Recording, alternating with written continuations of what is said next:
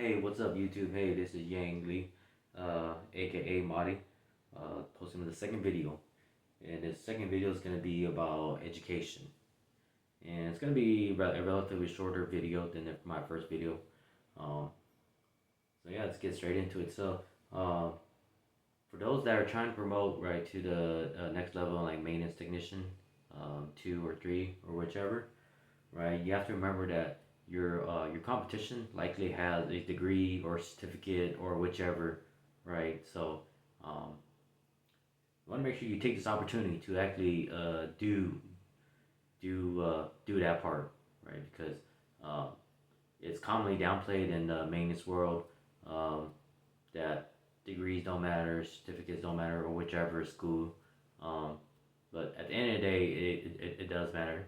Um, They provide opportunities. They provide um, a clear education, knowledge, right? Stuff that you won't really see out in the field, but um, right, the decision makers are the ones that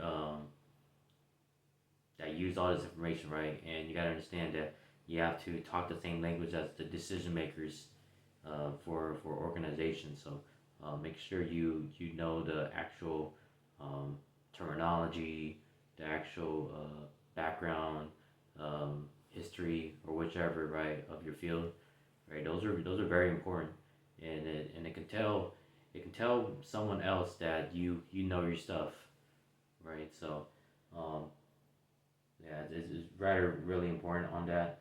And in the next video I wanted to do, I was gonna show certificate routes you can go to, books that you can read. Um, I won't really say for trade schools because I'm not a really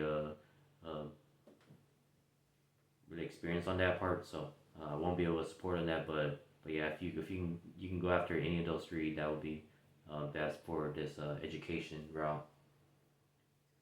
And yeah, but just make sure that your organization is helping you pay for your tuition for whichever education pathway you're doing.